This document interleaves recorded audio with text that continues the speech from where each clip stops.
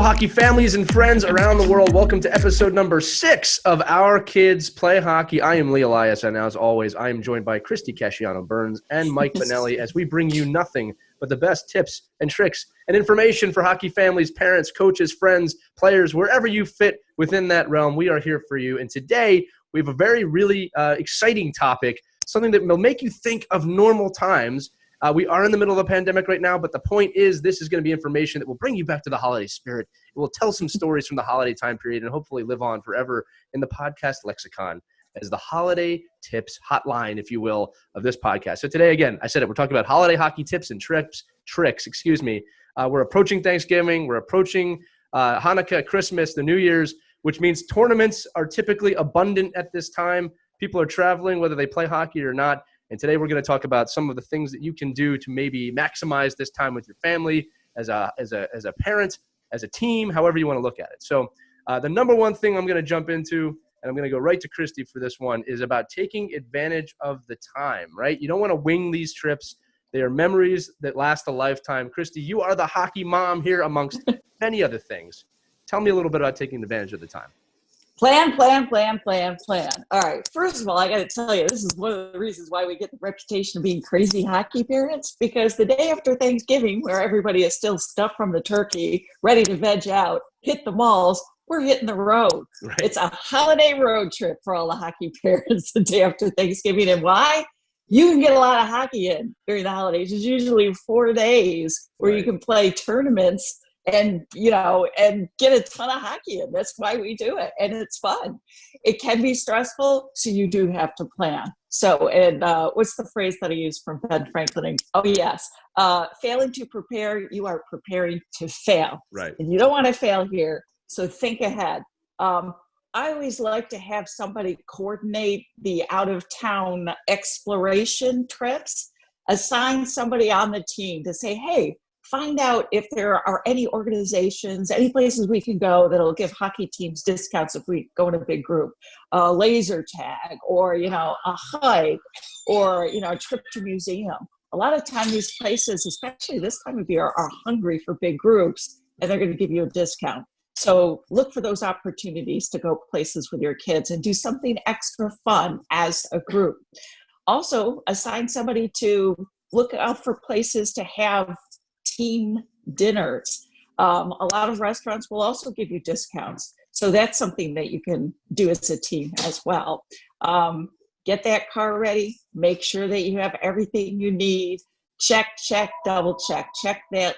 Because you don't want to be out of town and all of a sudden you don't have a skate because somebody forgot their skate. Has that ever happened to anyone?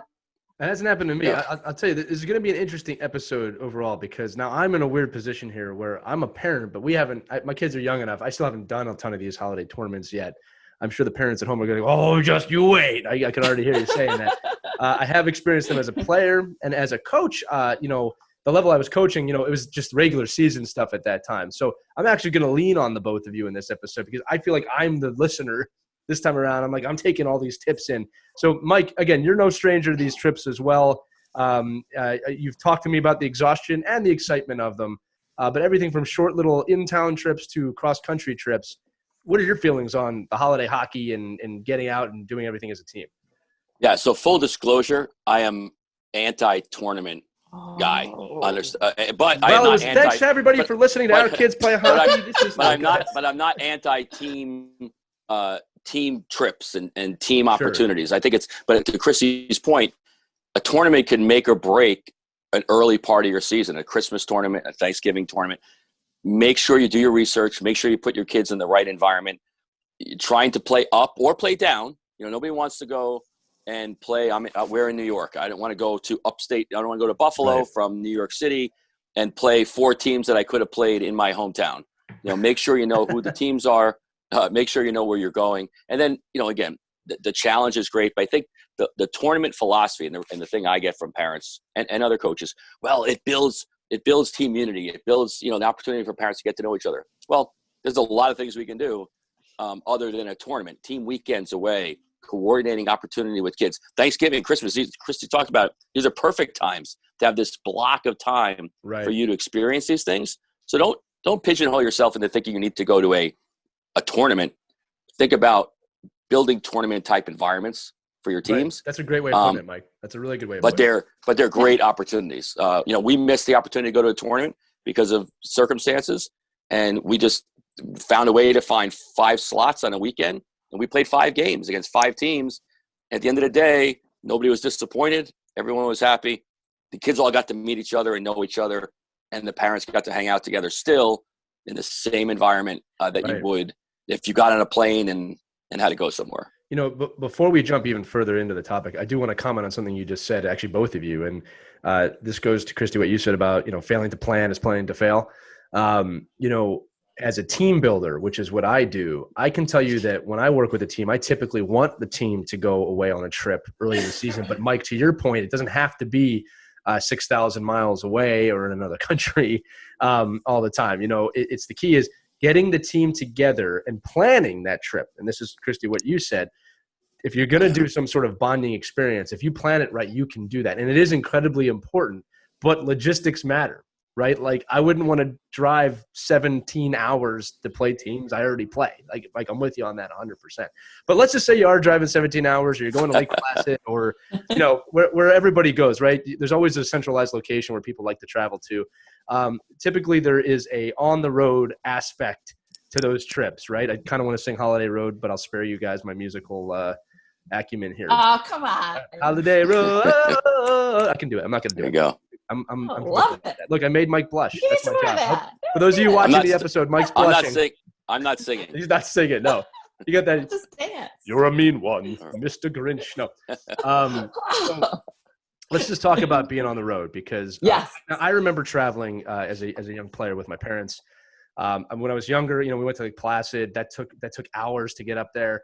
I also remember having a tournament in my high school years where I was visiting colleges in between games. Like we really did a lot on those trips.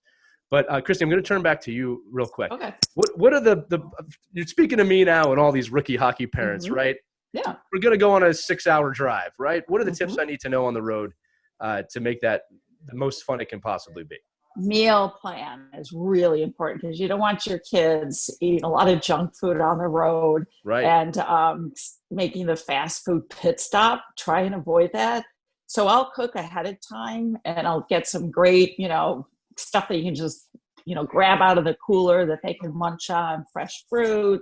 Try and keep it healthy, right? Because when they get to the tournament, it's a long drive, and so we got to think about that too. All those hours in the car together, right? That if you're eating a lot of junky food, you're going to be kind of ornery. So I try and keep it healthy and nutritious for the kids, so they feel better when we get to the hotel. Right. So meal prep is great.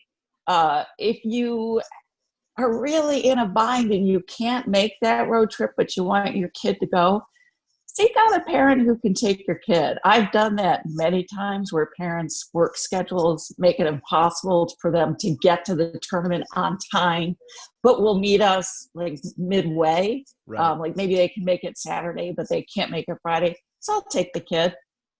So offer those opportunities for parents so everybody has a chance to get to the tournament on time, because that's really important. You want all the kids there on time for that first game. Also, map out how to get there. And I love the app Waze. And I'm going to tell you why. We had a tournament in Albany, and there was a storm that I was not aware of. And some of the roads were blocked off and impassable. This app took me around. It had known about somehow it gets the weather reports or whatever, and imports all that information. And I avoided all the road closures and the flooded out roads. And I got there maybe, I didn't know why. Why are we going this way? This isn't the right way. But I trusted it.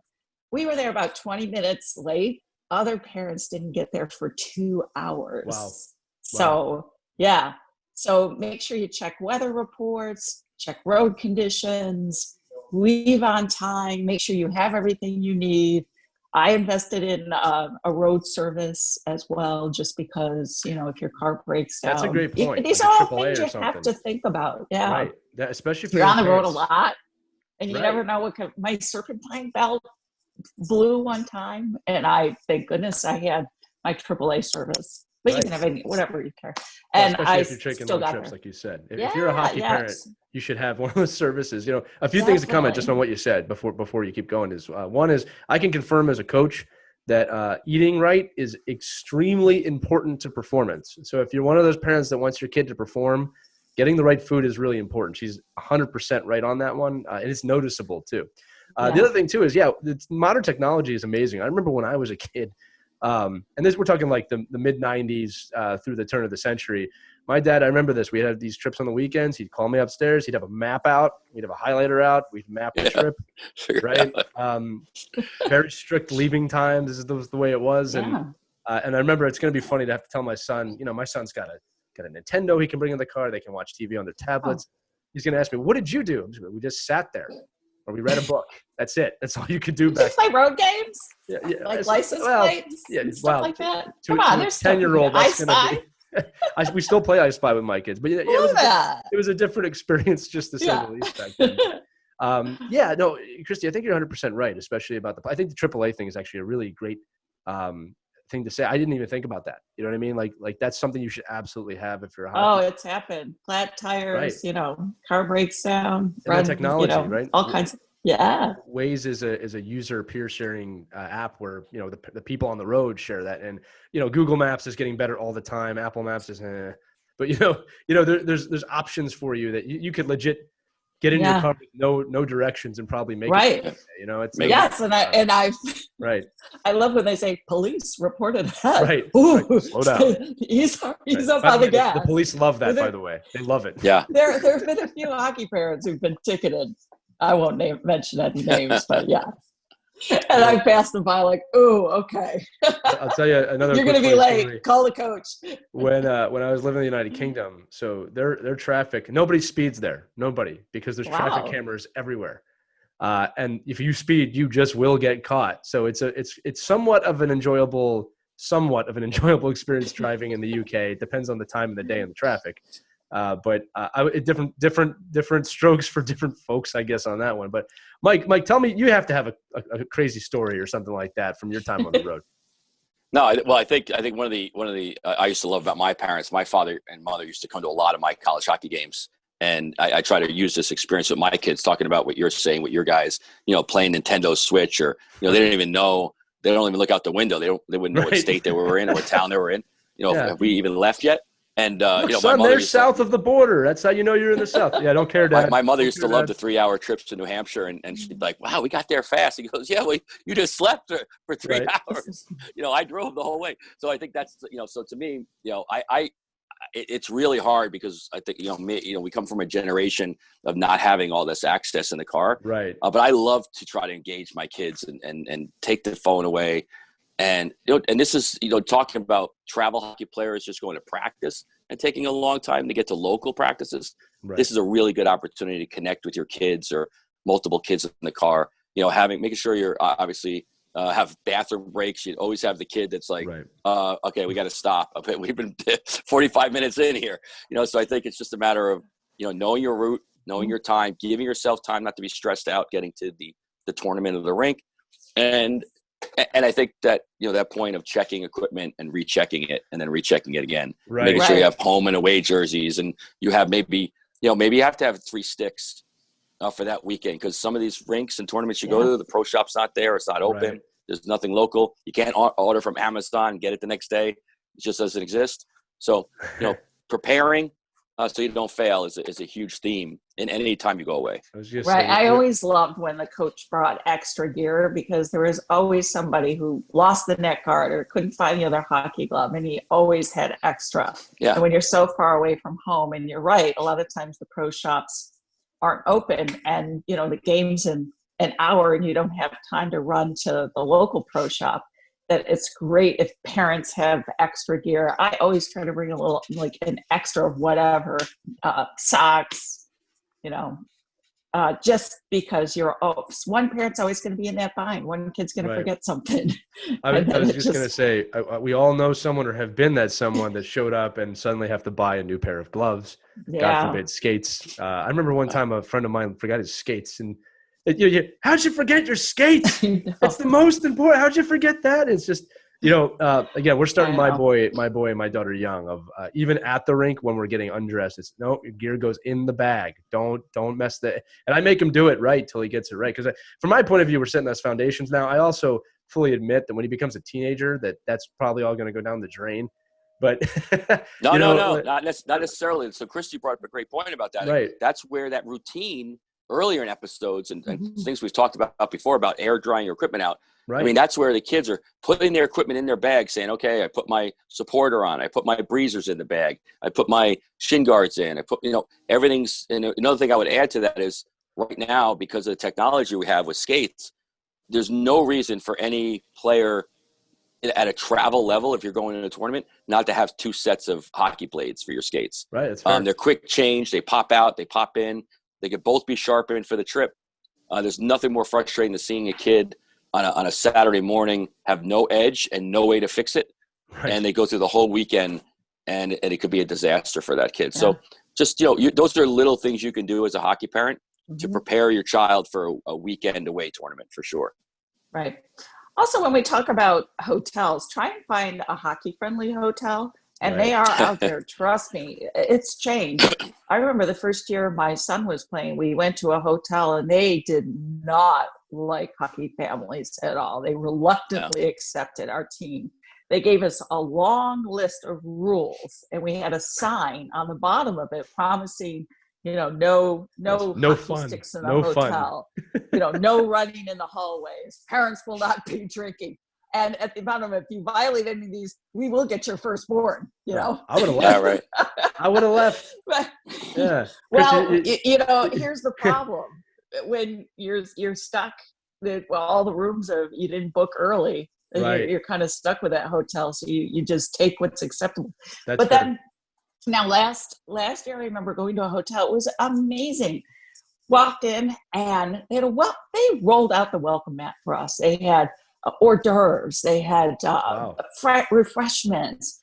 They had a knee hockey room, like a real room that was unbelievable that our kids could play knee hockey in. It was crazy. They loved us.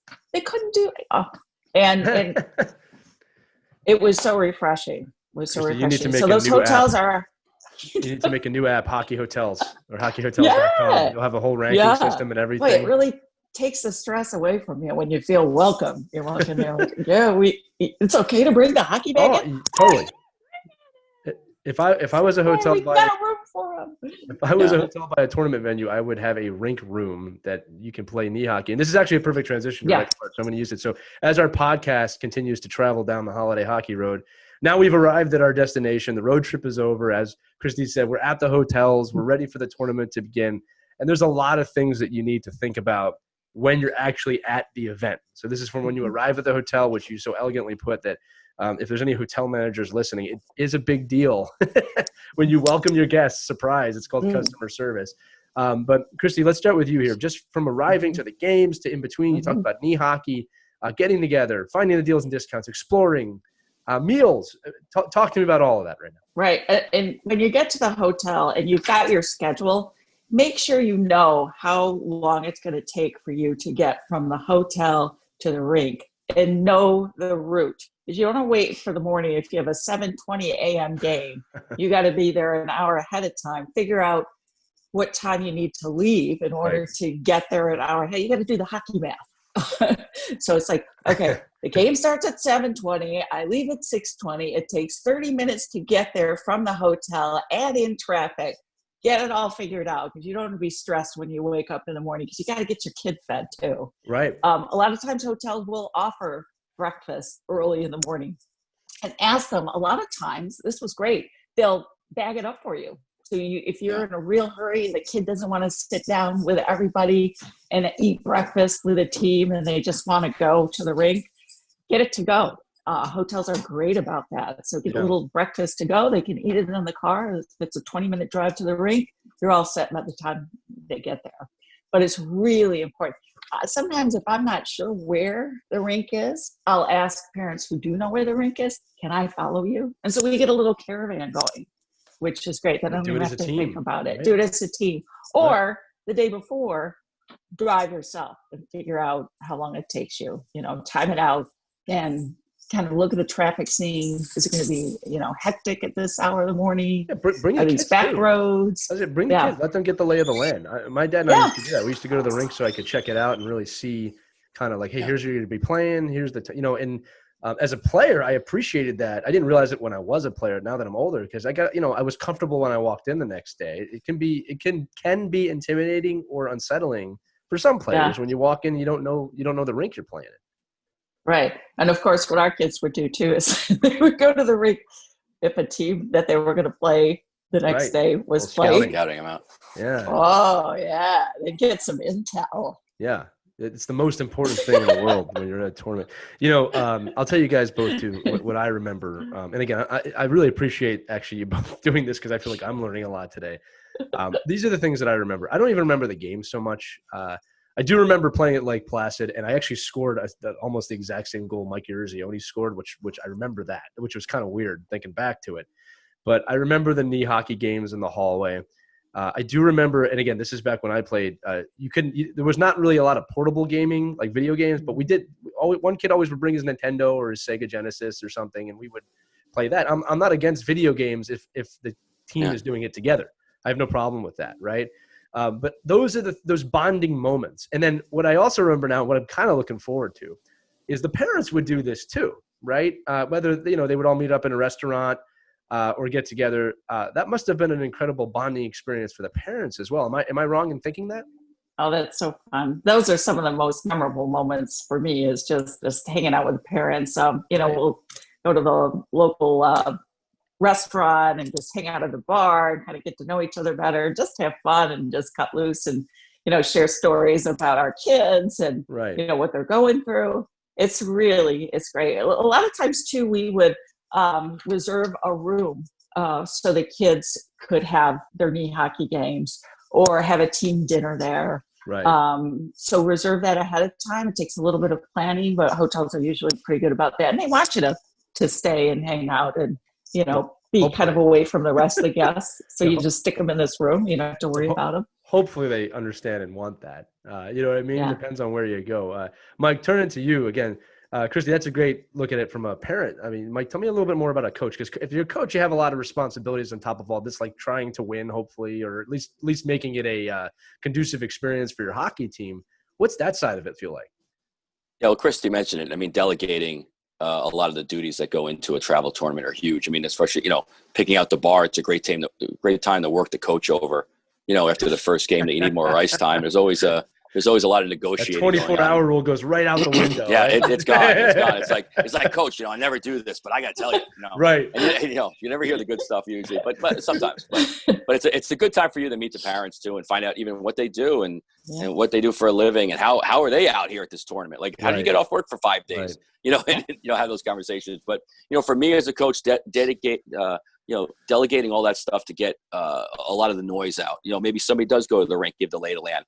I know we've had parents that have had gift bags made for all the kids. So when they check in, they have a couple of bottles of water, maybe a couple of energy bars, and even like a little itinerary for the weekend. Now it's a little easier. The kids are text messaging back and forth and have that text message list. But, just that little card in there, it says, okay, here's our schedule for the weekend.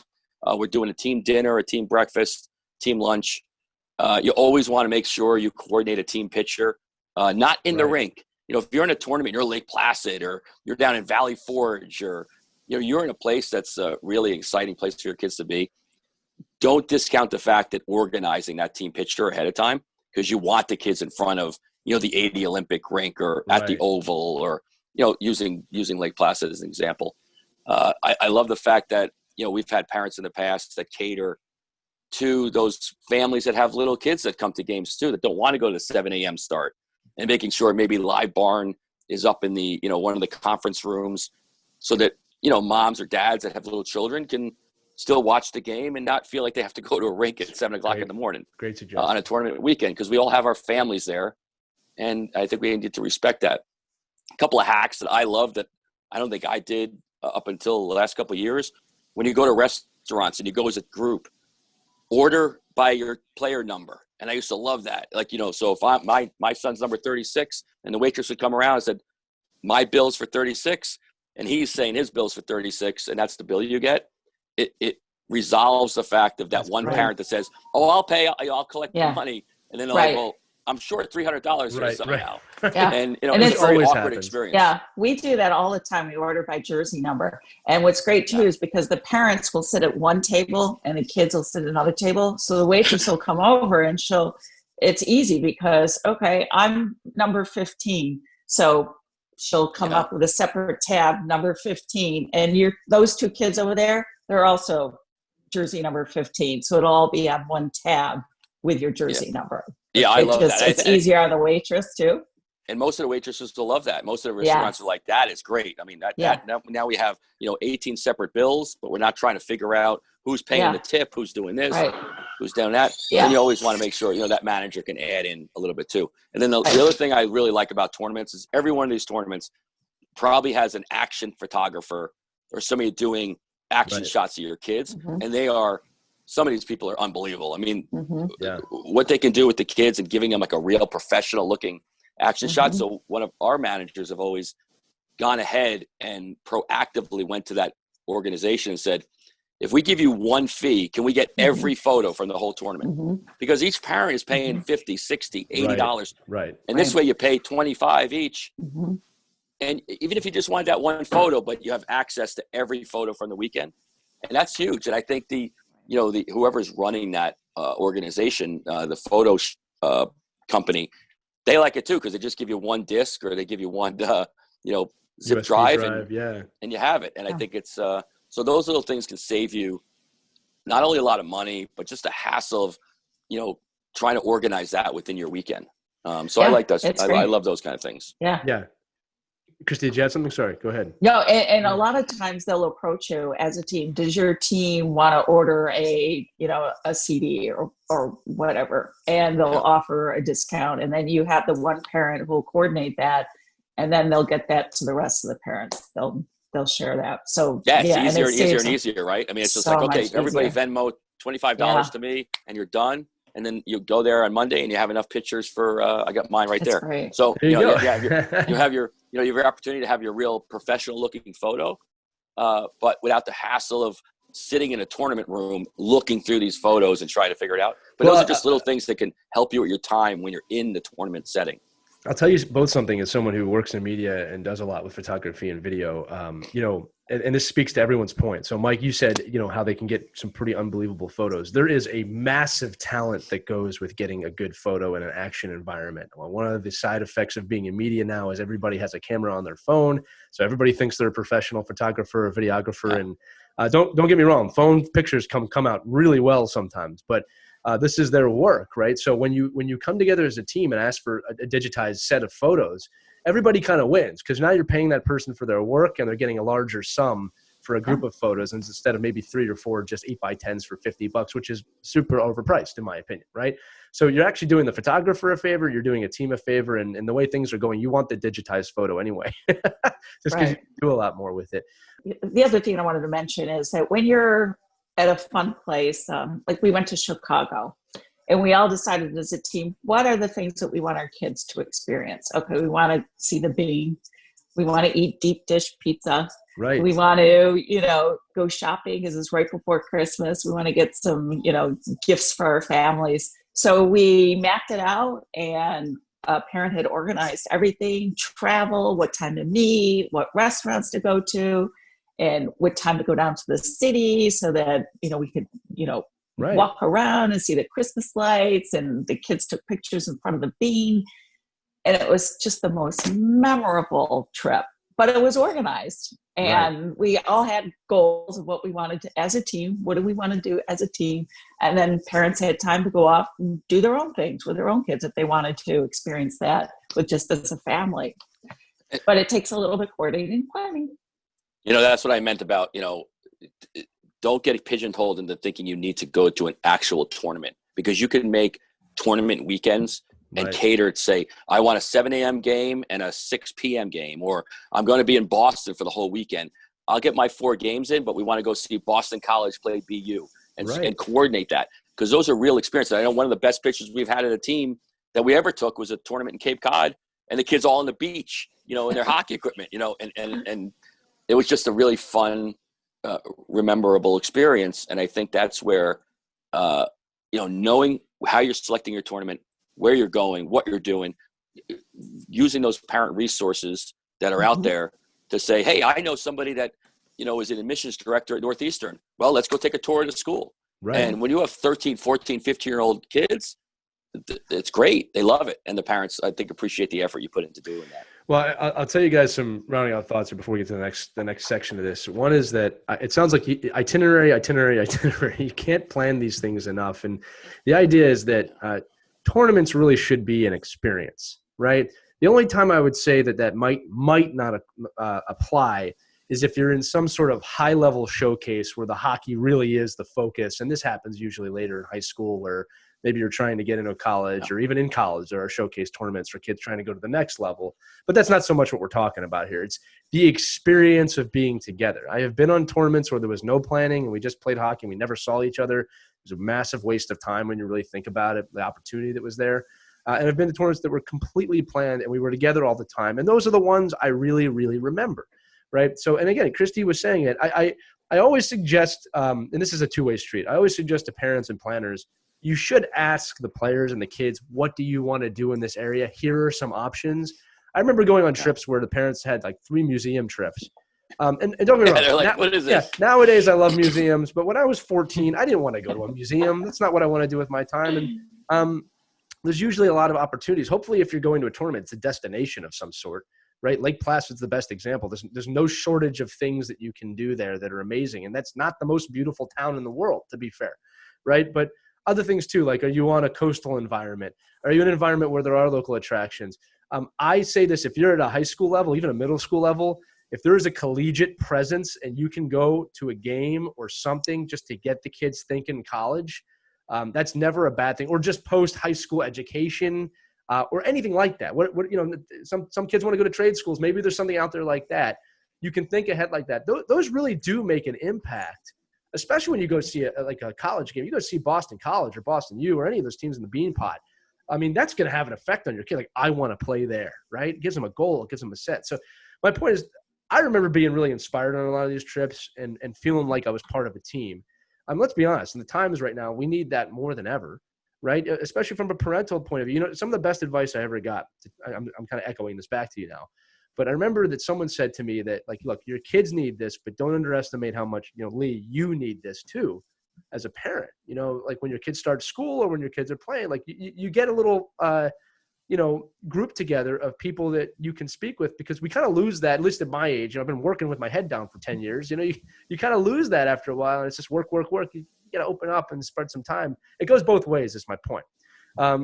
These are really great tips and hacks and stuff. I love the number at the restaurant. I never would have thought of that. And I don't know why I didn't do that my whole life, but I do want to transition here because there's also the other side of, what if you're hosting a tournament? We're talking about going to tournaments. What if you're hosting a tournament? And I don't know who wants to start this, but I mean, it's a cliche question, but what goes into being a good host with hockey tournaments? Go ahead, Christie. The hands up. I select. Delegate. Don't put it all on your shoulders. Set up a committee and have people do certain duties. For example, you got to have a tournament table because there's an opportunity to make some money. Right. Basket raffles, selling food, selling cookies and brownies. There's a lot of money that can be made in the tournament. So, get a committee together to just concentrate on who's going to put together the basket raffles. We used to have every team that was in the tournament come up with a basket raffle, a basket to raffle off, and then we'd have a table set up. Right. And then we would do shifts for food. And some tournament foods that sell really well, that are really easy to make and don't cost a lot of money, and everybody makes it. Check with your concession stand, though, to make sure that you're not violating selling food that they're selling, because you want to compete with your concession stand. You will run into like the walk-away tacos. They're fantastic. They're so easy to make and huge hit. Pulled pork, chicken riggies. simple hot dogs. Right. Stuff that'll just easy to make, easy to sell. Christie, and you can work with the concession too. I want to. That's also an avenue people don't look like. Talk to your concession people. Talk to the people making food. It's like, hey, if we create a table, can we split some revenue here? If they have a brain, they'll consider that. Yeah, they don't usually. I know. Say, here's the food you can't sell. Right. Sure. I don't want to see popcorn. I don't want to see hamburgers. Thanks for your cooperation. Yeah.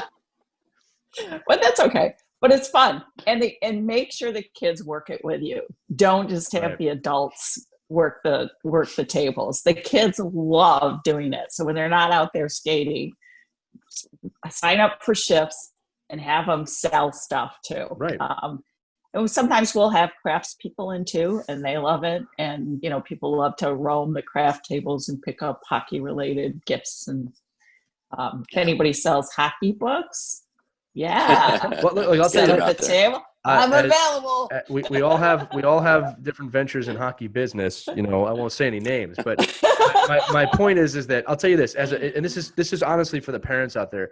As a business owner in the hockey space, if you're going to give me the opportunity to get my product in front of a guaranteed hockey audience, even if it's a giveaway, right? I want that because it's all market share for me and my companies. Now, not every company is going to do that, obviously. But that is a great way to reach out to a company. Hey, we're having this tournament. Could you send us 1 or 2 pairs of your product or 1 or 2 items just to showcase it? And we'll make sure it gets in front of the hockey audience. I usually don't turn those down, especially when it's just 1 or 2 items, because I'm getting market share. I'm getting in front of people. So I'm saying you can make some pretty awesome prize baskets. And look, people want to go to tournaments that are fun, that they feel welcome, they feel that hospitality, as you were saying. So as you said, delegate it, get the kids involved, make it so people want to be there. That's how you make the money on these things year on year. I want to give a quick shout out, Mike, before I go to you to, I was at an event by the Peconic Hockey Foundation up in Eastern Long Island, and all the kids were involved with selling everything. I was actually kind of shocked.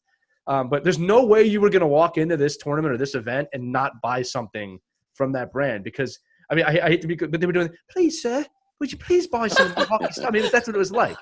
Yeah. Right? If they did the English accent, it would have been even harder. Like, would you please buy my hockey t-shirt, please?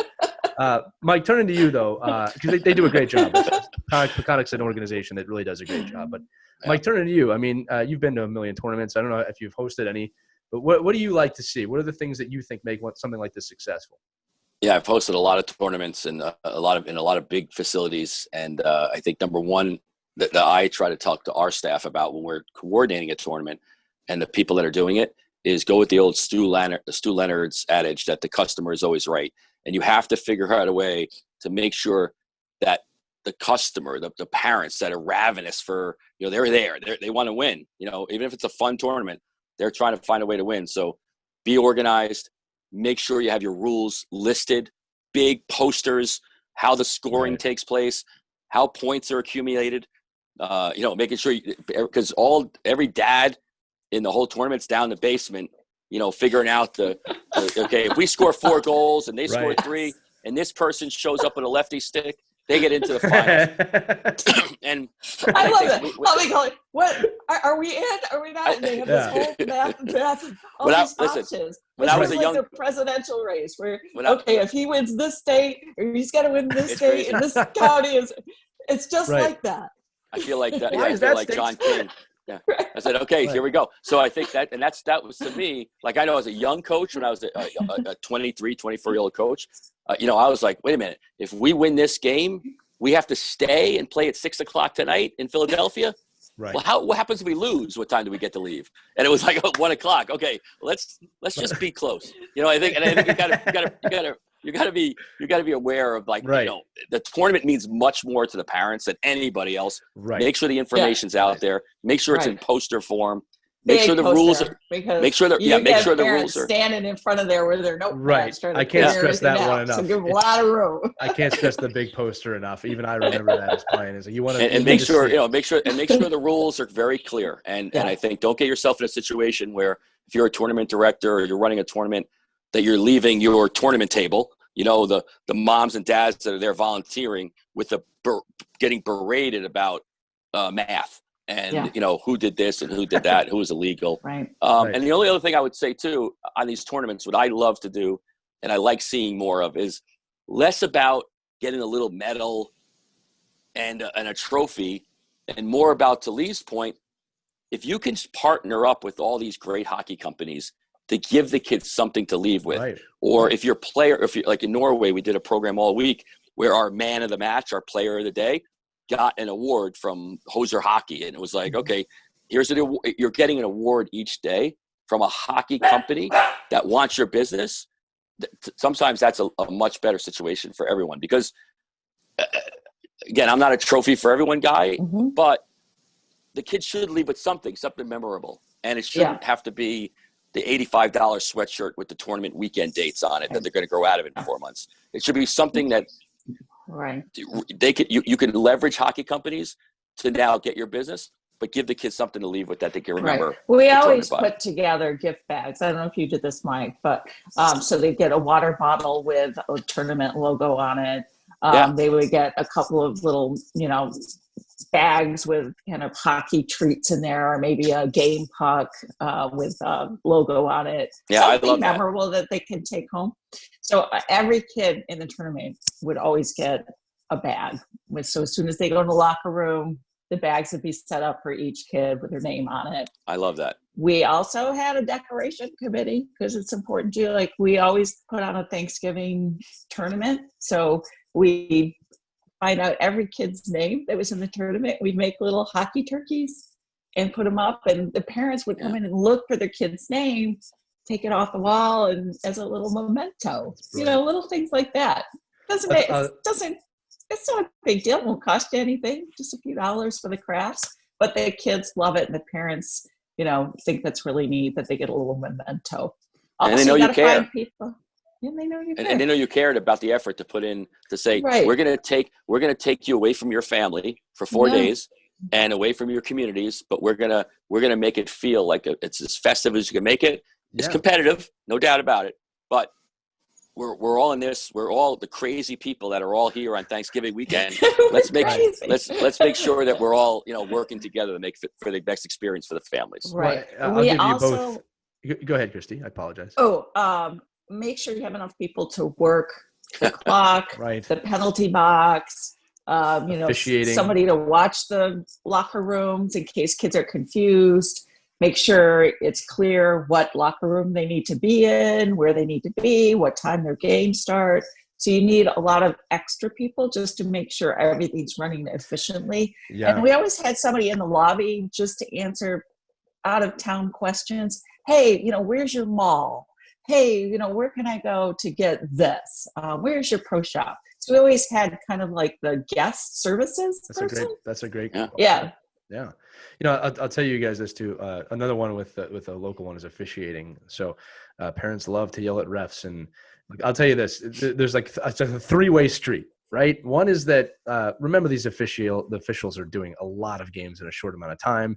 If you're a rink manager or a parent, try and meet up with the officials before the game. Thank them for being there, and just say, look, the bare minimum, we're just looking, just make the best ability and make the best calls. Just care while you're out there, right? Like I know you're doing a lot of these games, just have the ability to care while you're out there, and we really appreciate that. And parents, again, just remind yourself, these are just, most of the time, they're kids just working a job. The other thing I want to do is I'll give you guys a tip of my own. Something that I plan to do with my teams, and I had a team actually do this with me when I was younger, is that I'm with Mike on this. I'm not a trophy for every kid guy, but I am for having your own internal team rewards or awards or some sort of meeting after the tournament. I remember when I was at a tournament one time as a bantam, we had a group kind of get together towards the end, and our coach gave out kind of morale awards. So the reason I remember this is because the award I got was like biggest heart on the team. And that really meant something to me at that time in my life. And it was a complete shock to me, but that still stuck with me that, wow, my effort meant something to this coach. And everyone got an award like that was something about their character. It wasn't really a trophy so much as, hey, you displayed the best offensive skill. You were the best defensive skill. You had the biggest heart. You worked harder than anybody else. Those were really important. And that made us all feel like a team. And inadvertently, we kind of were able to look around the room and say, wow, that's that person's role almost in a way. Like that's what they do, and they can help me with that. So internal things like that, maybe you don't get a trophy. Maybe you get a little team medal or not even a medal, just something that says that an acknowledgement from your team that you worked hard and worked this together. Yeah, the helmet stickers have become a big thing. Like just that you see the kid, like the football, you see Ohio State, how many games and how many things that kid did in practice, in games, in tournaments. And I think that's, to your point, Lee, it's not an award. It's as so much as acknowledgement. And other kids saying, wow, this coach thought of me. He pointed out something. And the same thing, that's kind of what I was alluding to with the tournaments. You could make the craziest awards up. For like the most vocal goaltender, whatever. I mean, but again, we got to remember, it all depends on the level of tournament you're in, and really what. And to your point, Lee, if I'm at a showcase and every prep school coach in the country's there, maybe I'm trying not to make it fun for everyone. Yeah. But if I'm with a 10U program, and I have kids that are still playing with Legos, in the locker room, then I probably want to make a better experience for the whole group. Not that everybody has to be treated equal, but that the whole group gets an experience that was fun, energized, and every single event that you were in, it doesn't take any effort. To Christie's point, it's free to say, just before you leave the ice, we just want to say congratulations to number 13. He had the best dance during warm-up. Something. And, and all those little things you could do. You know what else is fun is go ahead. Skills tournaments. Yeah. You do it. I love when they do the skills tournaments because then oh my gosh, you got to throw that in a tournament. It's just so much fun. I'll tell you what, it's fun, it's exciting to watch, and it also builds character. Again, we always talk about on this show life lessons, right? I remember being the fastest kid on my team growing up. I always was, and I remember we had a skills tournament in one of these tournaments, and I was not I didn't win, and I remember that put me down a notch, but in a good way, right? It's like, man, I got to keep working. And like I said, just to echo Mike, acknowledgement is so important. That coach that I had acknowledged hard work. Now, it was to me, but he told the whole team, hey, I acknowledge hard work on this team, character, output, like he was telling us the things that are important to a team. And that stuck with me for my whole life. And I think about that. So before I close this out, does anybody else have anything else? Or is there anything deep down we haven't talked about on this episode that we need to get out before we go? You guys, can I do another hockey mom thing here? Please. Because I get questions about this all the time. Whether organizing tournaments, moms are always, and dads too, always talk about what kind of raffle basket should we put together to sell. Can I make a few suggestions? Because this is based on experience. This is why we have the show. Is so that know your audience. So think about it. You're appealing to hockey moms and dads. You know what's huge? You know what's going to get a ton of ticket sales? Wine baskets, beer baskets, Dunkin' Donut cards, warm blankets, huge hockey-themed blankets, and automotive baskets. Big sellers. There you go. And a lottery basket. You put a bunch of lottery tickets on a tree. Yeah. Oh my gosh, you're gonna make so much money, people. Let me tell you. Yeah. You got it. And then you always gonna have a hockey themed basket for the kids with a bunch of stuff that they can. Yeah. That's a good one. That's what I remember. I'm not gonna lie to you. The wine basket, beer basket. That sounds pretty good to me now. It didn't when I was 14 and couldn't do any of that stuff, but now I think about it. Another tip for you: a lot of places will donate items for your basket. Right. If you give them a little plug, say this basket provided by, such and such wine company, or Anheuser-Busch brings this basket. They love it. It goes back to knowing your audience. Especially if you're a business owner. A lot of hockey parents that are business owners. If you're going to a tournament or you're hosting a tournament and your product might make sense, get it out there. It's a way to get in front of people. All right. And a lot of people. Mike, did you have anything else before we get out of this?